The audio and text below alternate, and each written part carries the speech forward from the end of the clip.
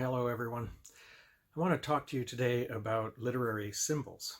And the first thing that we need to do is to understand symbols as distinguished from other images that we might call signs. And the reason for this is that, unfortunately, many people fail to distinguish between the two, and that makes it harder to learn what real symbols are actually like when you encounter them in literature. So let me make some remarks about signs first. What are signs? Well, a sign is an arbitrary image that represents a specific and unambiguous idea. Again, a sign is an arbitrary image that represents a specific and unambiguous idea. Now, it's easier to understand this definition if you consider a common sign that we see every day, a stop sign. A stop sign has an octagonal shape. It's red and it displays the letters STOP. There is nothing about a stop sign that mirrors the idea of putting on the brakes, stopping an automobile, checking for cross traffic and pedestrians, and then proceeding when it is safe. But as a culture, we have decided that this arbitrary octagonal image represents the need to do all of those specific things. And this meaning is not open to debate. If it were, then there would be a lot more car accidents at intersections. Now, when people are trying to explain what symbols are, you will often see it said and written that the letters of the alphabet are symbols. But if you think about it, the letters of the alphabet work exactly like a stop sign. They are arbitrary images that convey specific, unambiguous meanings and nothing more. Letters represent the sounds we make when speaking aloud. And when we string them together, we have a series of letters that indicate a series of contiguous verbal sounds we recognize as words. And so when you're a kid learning to read, you are told to sound out a new unfamiliar word by linking each letter sign to a specific sound.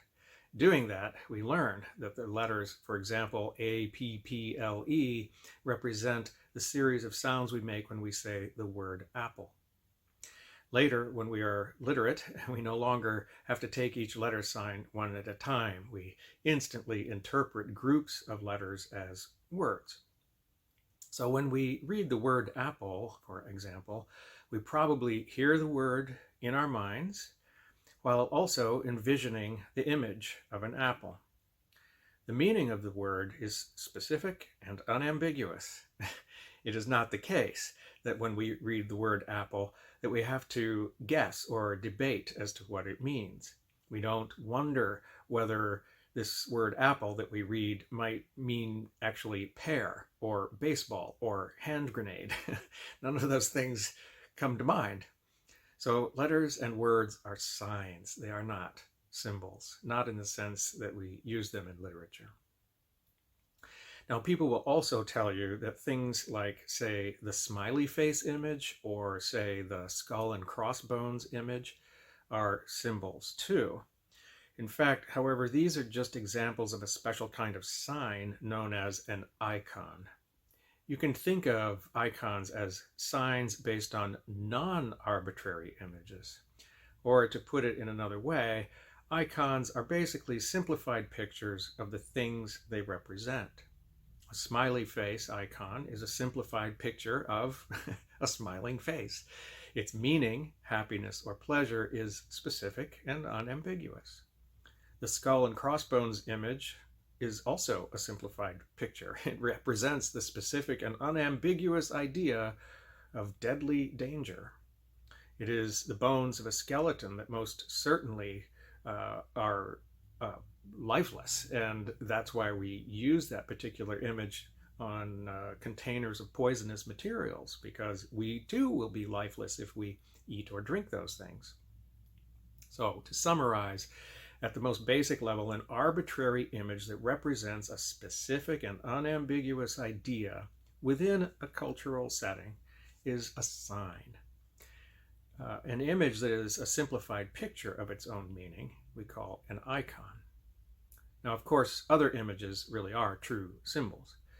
True symbols always convey multiple meanings, including meanings that are very different from one another and sometimes even contradictory. Now, symbols tend to fall into a few broad categories. One category involves what we might call traditional symbols. Traditional symbols include things like, say, a diamond or a rose, the bald eagle, or the Christian cross. Let's take the example of the cross and consider it in more detail. Its symbolic meaning can vary quite a bit, representing multiple different religious and political ideas. If you think about it, the cross can represent the person of Jesus Christ. It can also represent the idea of suffering, the concept of salvation, or forgiveness, or protection, or peace, or even racist hatred in the name of religion. So, if you are reading a short story, a novel, or a poem, and it mentions the cross, is the cross being used as a symbol? The answer is that it probably is. However, we should recognize that if the cross is mentioned only once in a work of literature, and clearly just in passing, then the author probably did not intend to convey symbolic meanings with it. On the other hand, if, say, a cross appears more than once in a work of literature, and especially if the author puts some kind of emphasis on it, then it very probably is a symbol that you need to examine with greater care. So let's say that you determine there is indeed a symbol at work in something you're reading. How do you begin to uncover its multiple meanings? Well, all of that depends on the context in which the symbol appears. That is, it depends on the scene or the general setting, the actions of characters, dialogue, and even other symbols. So let's pretend for a moment that we're reading a story about a character who is walking through an empty city lot when all of a sudden he trips and falls down. When he looks down, he sees that he has tripped over a cross that is mostly, but not completely, buried in the dirt. You would have to be pretty insensitive not to recognize that this is a symbol. But a symbol of what? What does this buried cross mean? It's the kind of question you have to ask yourself. Some readers might say that it symbolizes our culture's declining interest in religion. It's dead and buried, you see.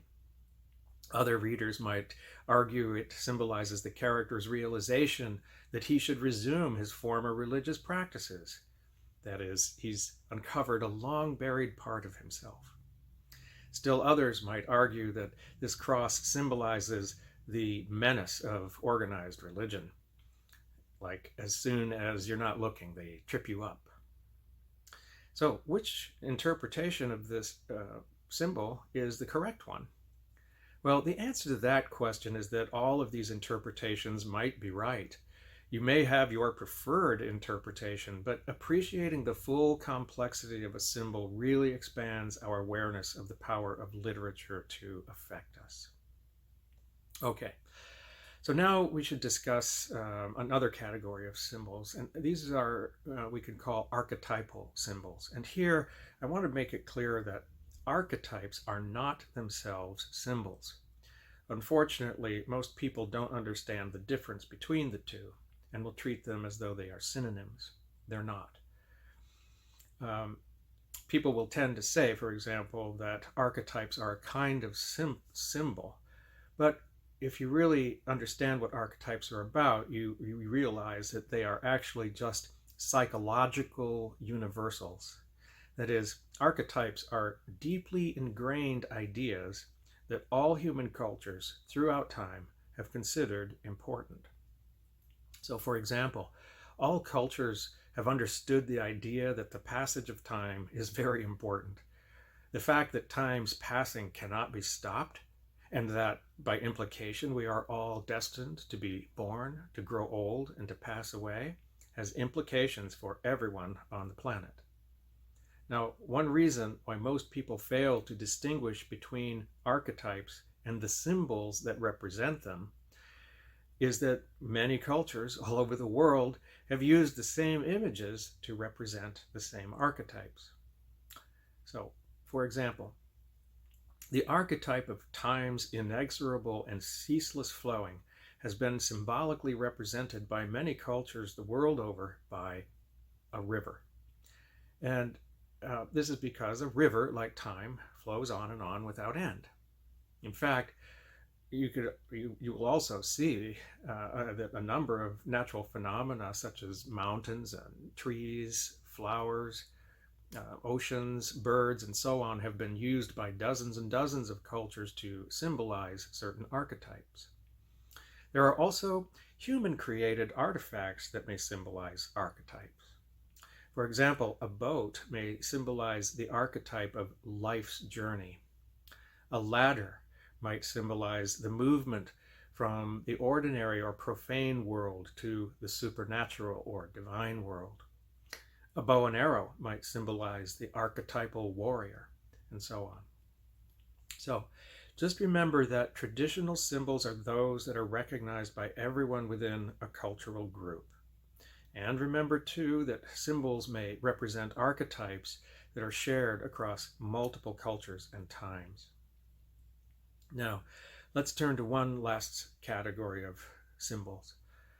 As far as I know, this category doesn't really have a name, but the symbols within it tend to be the unique constructs of a given work of art or literature. In general, the images that comprise this kind of symbol would not be immediately or automatically recognized as symbolic in the same way that, say, a traditional symbol like the cross would be. No, these symbols are given their meanings by the way they are used within a given work of literature. In other words, it's something that the author creates for us. For example, in 1853, Herman Melville wrote a story about a man named Bartleby who was hired to copy legal documents with a quill pen in a law office. Within a short time, however, Bartleby stops working completely. He doesn't stay home. He doesn't pretend to be sick. He just stays right there in the law office where he was employed, and even begins to sleep there overnight. But he doesn't do anything at all, not a lick of work. He just stares out a window at a brick wall. And by itself, this brick wall may not immediately appear to a reader as especially symbolic. It's just a wall. But the fact that Bartleby does this for hours on end without any explanation tends to emphasize it. And it begins to give that wall a kind of symbolic resonance, let's say. So if you read this story with care, looking at the context in which the wall appears, and especially if you know a little bit about the author, Herman Melville, you may begin to wonder if that brick wall symbolizes something about the nature of work or labor. Perhaps the brick wall symbolizes the idea that workers are often treated as if they are all the same, like bricks. And it could also be that the wall symbolizes laborers who serve the same kind of dehumanized function, namely holding the status quo social order together with tedious and repetitive labor, like copying documents. On the other hand, the brick wall could symbolize a social barrier that keeps people trapped in low-level wage slave kinds of occupations. Or again, the brick wall may symbolize exactly what we mean when we say today, I just hit a wall, meaning we can no longer continue to do what we have been doing. We're exhausted, we're tapped out. Now in Melville's story, Bartleby does work himself into a relatively comatose state, and eventually he dies, mostly unknown and mostly unremembered, like most bricks we have met. So, carefully observe the details of the literary works you read, and if it strikes you that an author is deliberately drawing your attention to a particular detail, ask yourself whether this detail, this image, could be symbolic. And if so, if your instincts say it could be, then what are the meanings? And as you try to answer that question, look at the context in which the image appears. I think if you do this, you'll find that true symbols will almost immediately begin to resonate with multiple, very interesting and enriching meanings. Now remember, it is not necessarily important to try to determine which one of the many possible meanings of a symbol is the right one.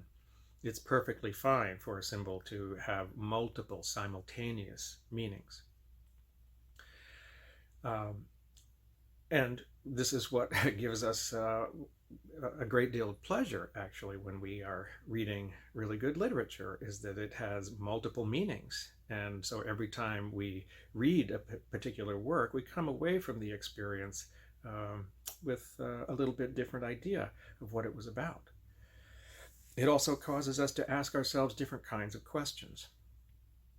So I want to share two last thoughts about symbols and archetypes. Now, this might be a little confusing, so you'll have to listen carefully. First, it's quite possible that what is nominally a sign becomes symbolic because of how it is presented by an author. It all depends on how an image gets connected to other parts of a story or a poem. A stop sign, for example, might begin to actually symbolize something besides the need to hit the brakes on one's car. It may symbolize, for example, a character's desire to stop behaving like an idiot. Or it might symbolize the need to stop doing drugs. Or maybe it's a symbol of the character's death wish. He wants to stop living. The point is, just be aware that an author has the power to convert ordinary signs into symbols rich with meaning. And finally, I want to share that sometimes symbols appear in works of literature even when the author never intended to communicate symbolically. For example, the last line of Robert Frost's poem, Stopping by Woods, they're quite famous. The lines are, "But I have miles to go before I sleep, and miles to go before I sleep." Frost denied that the word sleep was symbolic, but many readers of his poem disagree. Sleep is often a symbol of the archetype of death, particularly the peaceful or even transcendent nature of death. Who is right? Is it Frost? It is his poem, after all. Or is sleep a symbol in spite of what Frost says? After all, the word does get emphasized. It's at the end of the poem and it gets repeated. And if it is a symbol, how did it show up in Frost's poem without his knowledge or consent? Well, the answer to this is very interesting. Some psychologists have said it happens because of the unconscious influence of archetypes on the author. This is a special thing about archetypes. They are held, according to the psychologist Carl Jung, deep down in the inside the genetic memories of the human species, and so they are cross-cultural. They operate in ways that induce us to communicate with meaning that is far greater than what we realize. You may want to consider this when you think life is handing you symbolic messages.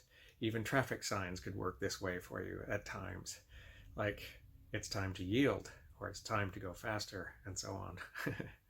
So, take care. Let me know if you have any questions about this little talk, and please do let me know if it has been helpful to you. Bye-bye.